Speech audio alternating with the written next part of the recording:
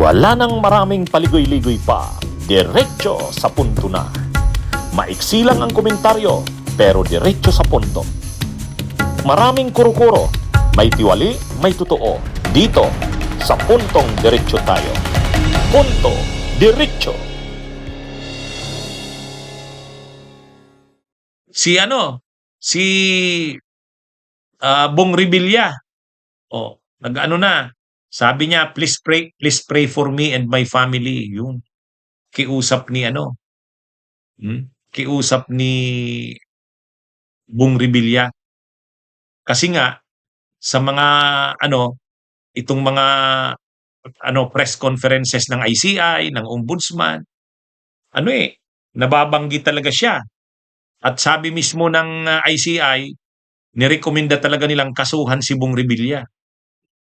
Yung NBI din ng Bulacan, nagrekomenda rin na kasuhan si Bong Revilla. Lahat sila nire-rekomendang kasuhan si Bong Revilla. Kaya medyo nararamdaman na ni Bong Revilla na hindi talaga siya makakaligtas, makakasuhan siya.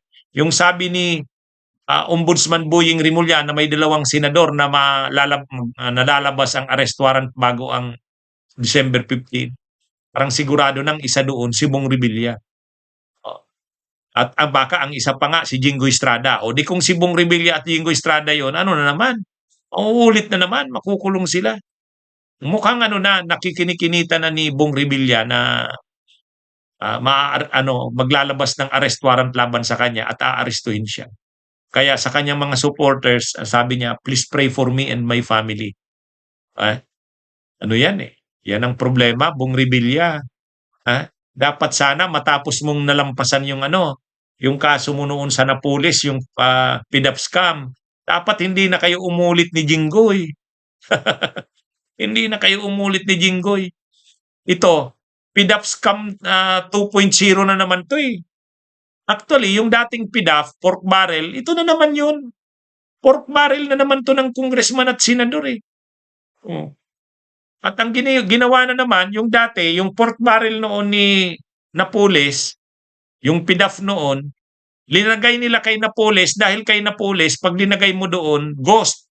Wala namang livelihood talaga. O di malaki ang binibigay sa kanilang kickback or commission kasi ghost eh. Ghost na mga livelihood. Wala namang mga NGOs talaga o PO, People's Organizations. Ito na naman, gano'n na naman. Malaki yung kickback nila, 25% dahil ghost eh. Ghost. Doon sa Bulacan linagay, kay Alcantara. Sino ang naglagay doon? Si dating DPWH Yusek Roberto Bernardo. Naging kaibigan na ni Ninong na nga daw si Bernardo nung anak ni Revilla. Ninong din si Revilla nung anak ni Bernardo. O kaya lang hindi kinaya ni Bernardo yung pressure dito kaya napilitan siyang sabihin ang lahat ng katotohanan. At ito na nga, binanggit niya na itong si Revilla. Siya pa daw ang nagdadala ng pera doon sa White House, sa bahay mismo ng mga Revilla. At si Revilla, si Bong Revilla mismo ang tumanggap. O mukhang maraming mga ebidensya at testigo laban kay Bong Revilla kasi hindi naman magre-rekomenda ang NBI at saka ang ICI na kasuhan si Bong Revilla kung kulang-kulang ang ebidensya.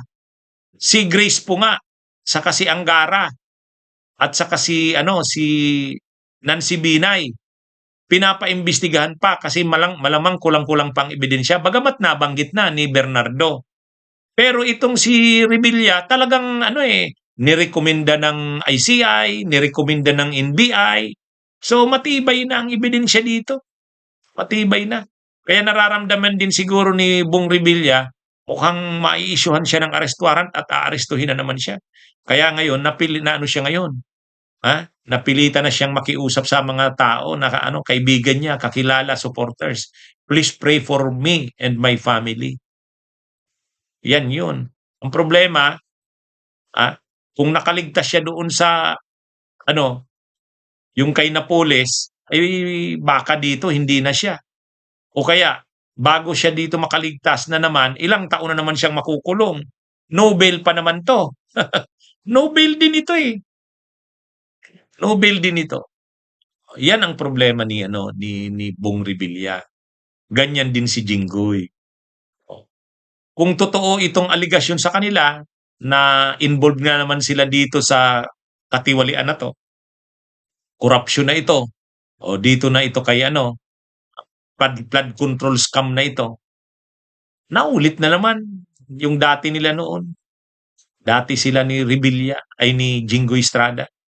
Kaya ito mga kabunyog, mga kababayan, ah, ito, mga kababayan niya pa naman sa Cavite, ang ombudsman na magsasampa sa kanya ng kaso, Caviteño, Remulla. Ang mag-aaresto sa kanya, PNP, DILG, Junvic Remulla. Ang problema, kahit pare-pareho silang Caviteño, sabi ni Boying Remulla, wala siyang palalampasin. Ganon din si Junvic Remulla. Pag may warrant of arrest na daw, aarestuhin talaga nila. At saka kailangan na rin talagang magpakita ng administrasyon ng maaarestong senador. Kasi ang lahat ng naaaresto lang, DPWH eh. Tapos sabi ni PBBM, ihanda na rin, arestuhin na rin si Diskaya. Ay kung inaaresto ang mga DPWH, naaaresto yung mga contractors, pero walang politiko, lalo't senador, walang maniniwala dyan. Kaya mukhang ang uunahan ditong masasampulan, itong sila Jinggoy at saka Revilla, o baka si Villanueva. Kaya ngayon pa lang, nakikinikinita na yata ni Bong Revilla na lalabas na ang arrest warrant laban sa kanya at posibleng arestuhin na nga siya. At ang sabi ni Boying Remulla, magpapasko sila sa kulungan. Sila yung unang batch na magpapasko sa kulungan. Kaya ito, kung totoo man yon, yung aligasyon kay Bong Revilla na sangkot na naman siya dyan, kumikbak na naman siya ng malaki, ng napakalaki, ay hindi na siya natuto. Hindi na sila natuto ni Jinggoy Estrada. Kaya ito kahit anong dasal nila dyan, unang kanyang pamilya, unang kanyang mga kaibigan, kakilala, kung matibay ang ebidensya sa kanya, mahihirapan siyang malusutan yan. Maaaresto at maaaresto siya. Dapat kasi, nalusutan niya na yung kay Napolis noon, hindi na dapat siya umulit dito. Hindi na sila natuto ni Jinggoy. Walang kadala-dala. Kung totoo itong mga aligasyon dito sa pagkaka-involve na naman nila sa flood control scam. Ang problema kasi matibay yung ebidensya dito eh. Si Yusek, dating DPWH Yusek Bernardo, siya mismo ang kausap ni Revilla, siya mismo ang nagdala ng pera kay Revilla, doon pa mismo sa bahay. Yun testimonial evidence yun. Ay sigurado may documentary evidence yun nakakabit. Malamang may mga text messages pa yan, phone calls or Kaya ito. Anyway, mga kabunyog, mga kababayan, magandang araw sa inyong lahat. Mabuhay po tayo. Bunyog, bunyog, halikan na kasama ka.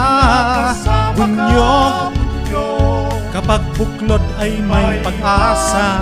Luzon, Visayas, Mindanao, isa ang pananaw. Sa bagong Pilipinas ang bunyog isisigaw.